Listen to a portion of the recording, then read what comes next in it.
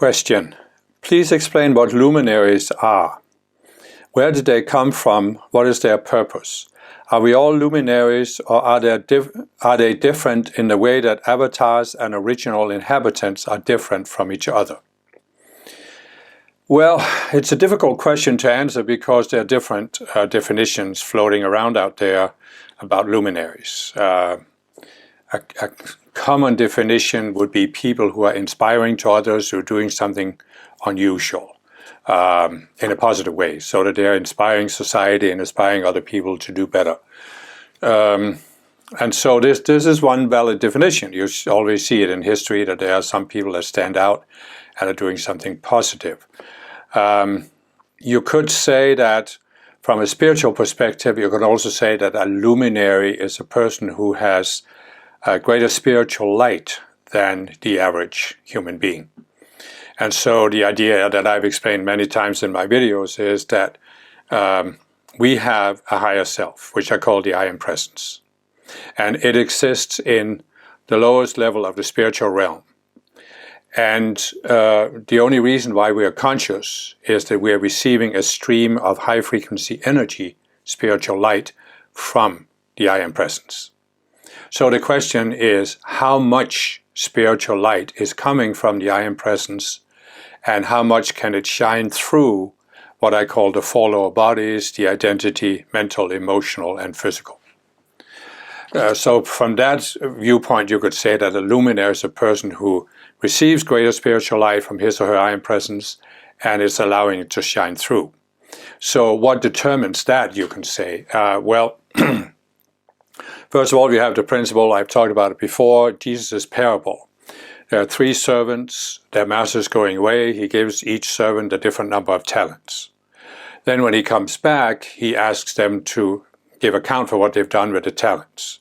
And two servants had multiplied the talents, one had buried them in the ground. And the two that multiplied it, they were given more. And the principle there is that if you're doing something to help other people to raise up the whole, then you will receive more and more light from your I Am Presence. So in other words, you could say that if you're using the spiritual light that you have, your talents, in a way that is self-centered or fear-based, then the energy can't return back up to the I Am Presence. And if there's nothing returning back up, there's nothing for the I Am Presence to multiply. But when you're using it in a selfless way, it is raised up and you receive more in return. What you have multiplied is then multiplied again. So this is one thing. And then the other thing I've talked about in many of my videos is we have blocks in our subconscious mind, in the emotional, the mental, and the identity level. And I call them subconscious cells. We also have misqualified energy, fear-based energy, that's accumulated there over many lifetimes. So that would block the light from the I Am Presence from shining through, being expressed. So a person who has less blocks in their aura and have overcome these subconscious cells that make them self-centered and selfish will multiply the talents they've gotten from the I Am Presence. They'll receive more, and therefore they can be said to have more spiritual light that is shining through them. It's not their light, it's not that they are producing it. Like Jesus said, I can of my own self do nothing.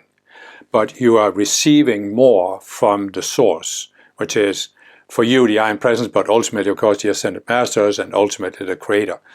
So that could be one definition of a luminary.